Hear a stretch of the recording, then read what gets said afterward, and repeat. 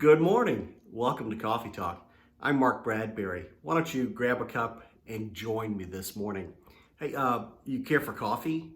No, tea. Oh, wait a minute. How about some water? Well, you know what? It's early. How about some juice instead? No. Maybe a fruit smoothie for you. No. Just coffee. Just coffee. Regular or decaf? You know, do you often find yourself confused trying to make decisions, particularly those important decisions in life? Trying to decide what to drink is relatively easy, but for some of us, making those important life choices can really present an insurmountable problem. The chaos of life just gets in the way, or so it seems. Wrestling with confusion is a challenge that I dealt with for many years. The inner struggle of trying to figure out which way to go with life. There on the mat of my mind, in that wrestling mat, I would tumble and I would flip and I would grapple with me, myself, and I, just trying to figure out which way to go from a limited knowledge, from too many options, and maybe just even some chaotic circumstances.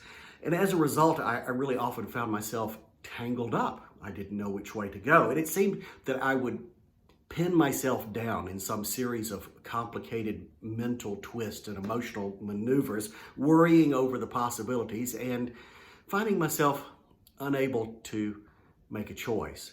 If I was really fortunate, maybe there was a count to 10, and with my mind made up, I could finally take some action. But let me ask you, is being confused a problem for you? Maybe you just grow weary of the spiritual struggle and the worry that goes with that, and you wonder what to do. I've got to tell you, I wondered a lot. I wondered whether it was right that I, a mature Christian, should face such spiritual difficulty. I wondered whether it was right that I hadn't yet seemed to have passed that level in my life in which the confusion was behind me. I wondered why I continued to vainly seek for answers and directions that should already be in my possession, or so I thought. Confusion just was not a situation that I wanted. What I wanted was clarity and order. I wanted God to bless me with a life of clearly defined purpose, one in which I finally understood his plan for my life. I wanted to execute that plan cleanly and swiftly and precisely. I wanted to not be burdened by puzzlement when the answers weren't forthcoming. I wanted to escape confusion. Didn't God care enough to give me direction? Didn't he want to give me answers when I asked of him? What was the problem? What was the point to all of this?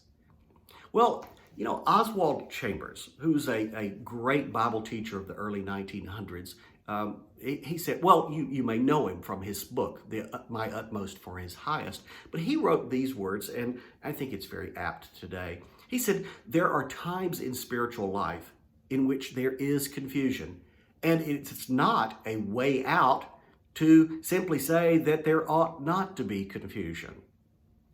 It's not a question of right or wrong, but a question of God taking you by a way which in the meantime you do not understand.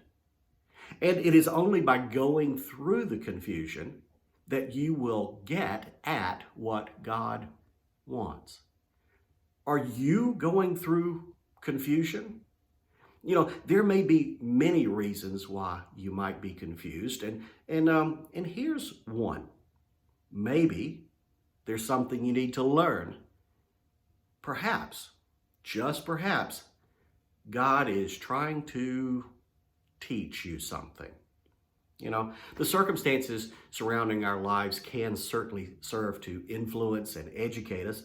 And, a lot of times self-created conditions, well, they carry their own sets of consequences that we can learn from as well. Your life may look like confusion. It may actually be confusion. But try this instead.